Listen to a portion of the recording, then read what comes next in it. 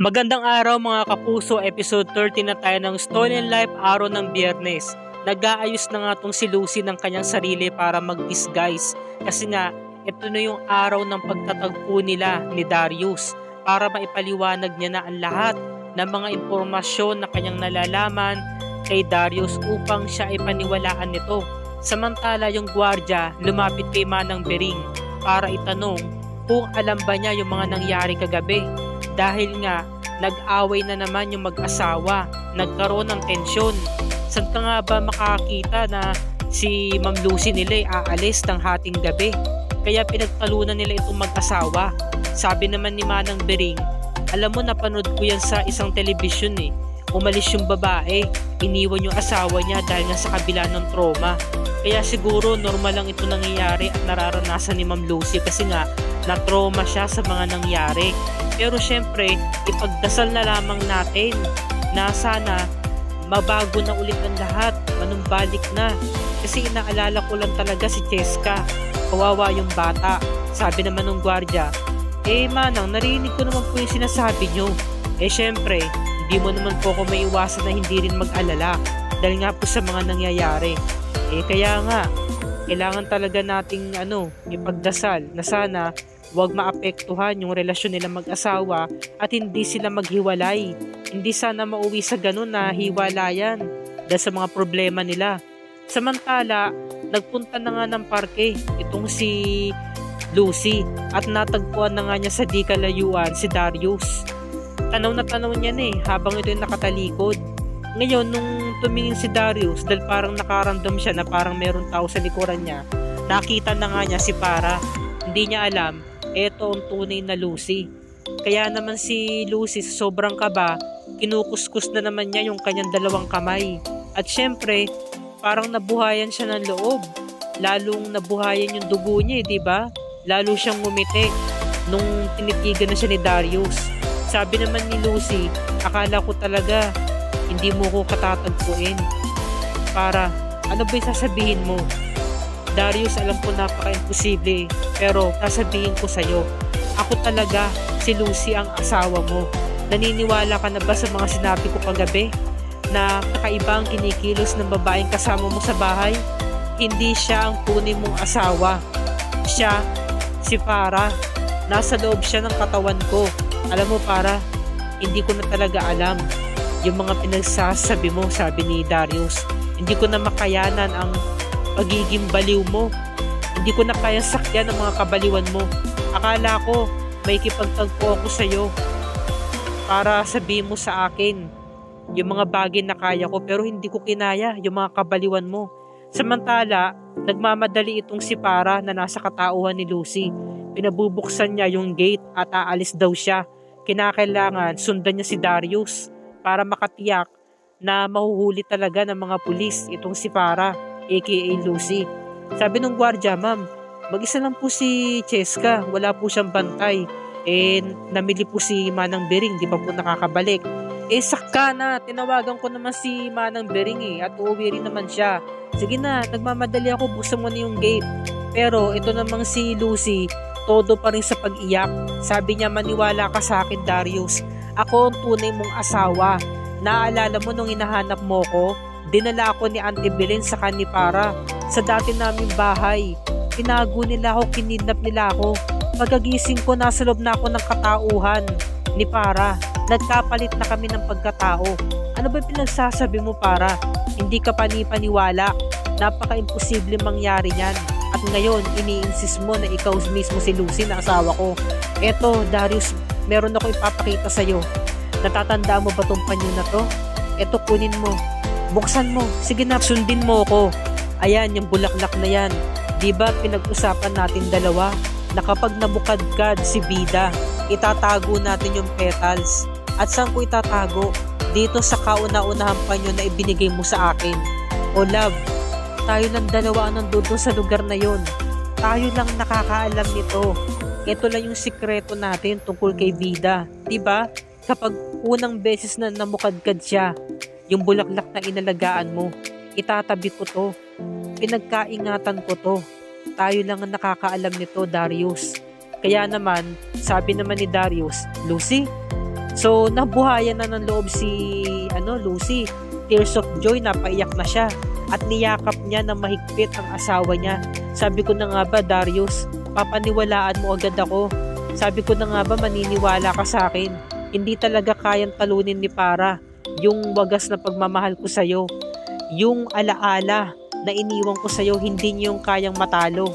Tapos dumating na si Para, sabi niya, walang niya ka talaga, Lucy. Ano kaya ang sinasabi mo sa asawa ko? Nakatanaw na siya sa malayo. Ngayon, bilang nagtaka si Lucy, bakit hindi siya hinahagkan ni Darius? Bigla siyang nakakutob ng hindi maganda. Sabi niya, love, bakit hindi mo ko niyayakap? Di ba naniniwala ka naman sa akin na ako si Lucy? Tapos paparating na yung mga pulis, nakasibilyan. Ano to, Darius? Anong ibig sabihin nito? Nagulat siya, sabi ng mga pulis, para rigor, inaaresto ka namin sa pagpatay sa asawa mo. Mga pulis kami. Darius, anong ibig sabihin nito? Ako ang asawa mo. Para hindi ko na makayanan ang mga kabaliwan mo. Sino maniniwala sa mga gawa-gawang kwento mo? Pumunta ka dito para sabihin na ako ang asawa mo. Kasi nungalingan niya mga pinagsasabi mo, kahit sino walang maniniwala. Palasak na yan. Lumang istorya na yan. Nagpapalusot ka lang. Hindi, Darius, paniwalaan mo ko. Ako ang ina ni Cheska. Ako ang asawa mo. Tapos dumating na si Para. Sabi niya sa fake Para, alam mo Para, kaya ka nandito para painin ka namin. Kaya pala pinag-usapan nila nung gabing yun.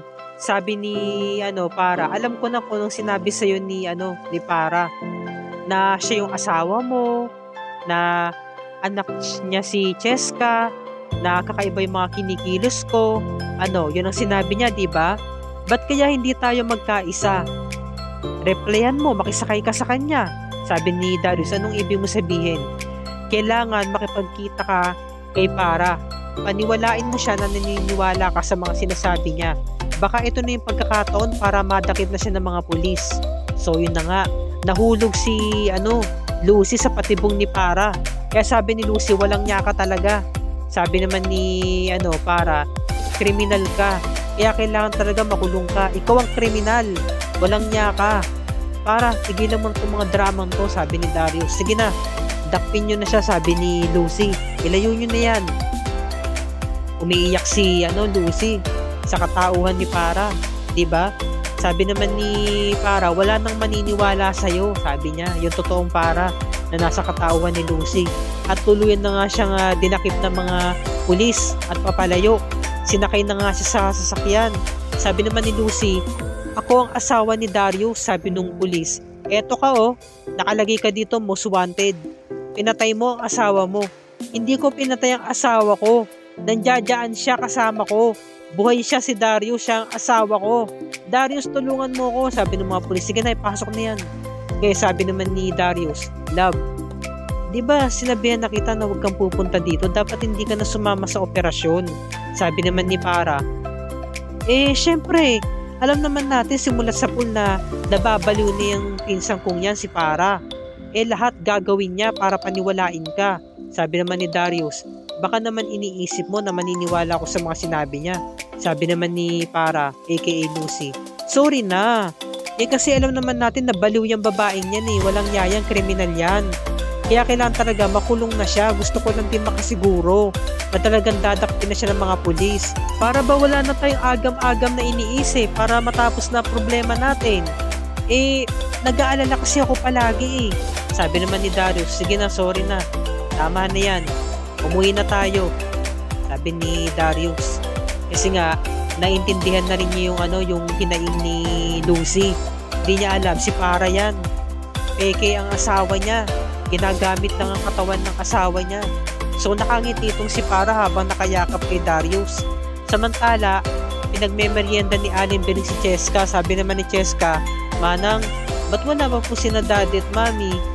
Siguro papauwi na yon. May inasikaso lang kasi. Ano po inasikaso nila? Tungkol kasi sa Tita Witchy mo, yung bruha. Hinuli na ng mga pulis. Totoo po, hinuli na po si Tita Witchy. Oo. Ayan, nandiyan na sila. Tika lang, huwag ka nang lumapit. Hayaan mo na lang na silang lumapit dito kasi mainitan ka pa. Yumakapagad si Cheska, "Mami." Sabi naman ni Para, "O, tama niyan, sa daddy mo naman." Sabi ni Cheska, "Daddy, totoo po ba? Nahuli na po ng mga pulis si Tita Witchy?" "Yes, at wala na tayong poproblemahin, anak. Dahil nadakip na ang tita Para mo. Pagbabayaran niya na ang mga kasalanan niya sa kulungan. Wala na tayong agam-agam pa. Wala na tayong poproblemahin pa." Sabi naman ni Manang Bering, "Ay, kaya po pala mahimbing ang tulog ni Ma'am Ason. Tsaka tuwang-tuwa po siya kanina nung magkausap po kayo sa telepono, Sir Darius. Yun po pala, tuluyan na talagang nadakip ng mga pulis si Bruhang Para." Sabi naman ni Darius, "Thanks to my wife, dahil sa kanya, kaya napadali ang operasyon ng mga pulis at nadakip na nga si Para."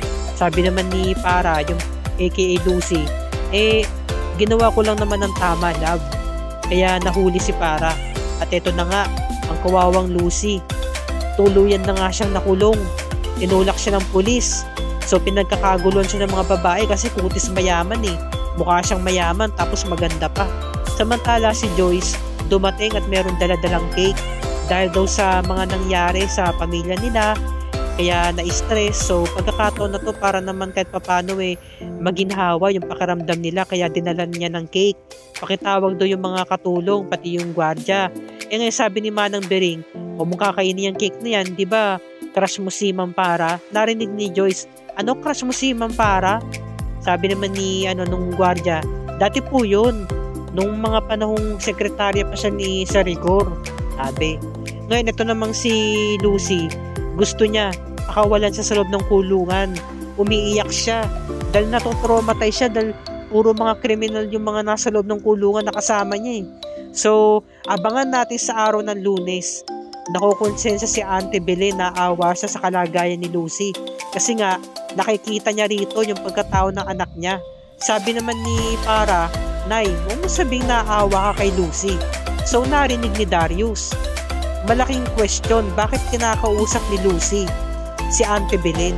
Samantalang magkaaway sila, hindi sila magkasundo. Diba? Yun ang malaking question eh. Samantala, itong si Para, aka Lucy, dinalaw si Lucy na nasa kulungan, yung fake para sabihin na nagkatikiman na raw sila ni Darius. Sobrang sarap daw, magaling daw sa kama, saka magaling magmahal. So sinampar siya ni Lucy, kaya nagkaroon tuloy ng tension sa loob ng kulungan at inagaw ng isang inmate yung baril sa pulis at papatayin si Para, aka Lucy. Sabi nung inmate, mamatay na lahat ng mga agaw. Siguro itong inmate na to inagawan din ng asawa. Kaya sa pagkakataong ito, malalagay sa buhay itong si Para. Aawat din naman si Lucy kasi katawan niya yung mamamatay eh, di ba? Hindi siya makakabalik sa dati niyang katawan kapag pinaputukan ng baril yung pinsan niya. So, yan yung mga magaganap sa next episodes ng Stolen Life, araw ng Lunes, December 25, 2023. At kung bago ka pa lamang sa aking channel Kapuso, kung maaari makahingi ko sa iyo ng subscribe at i-hit mo na rin ang bell icon para lagi ka updated sa mga episodes ng Stolen Life and other GMA shows tulad nito. Happy Christmas holidays mga kapuso, and God bless us all.